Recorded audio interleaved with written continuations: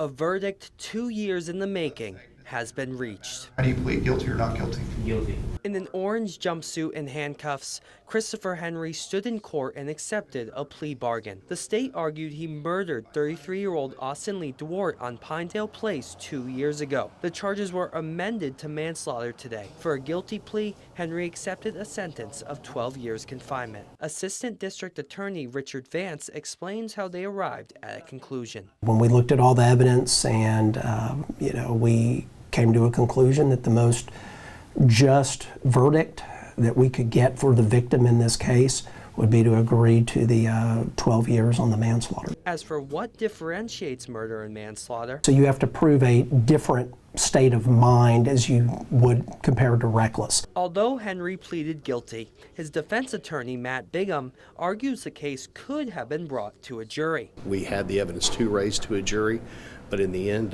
my client felt like this was the resolution he wanted to take. He regrets the whole incident occurred, but he was not the aggressor.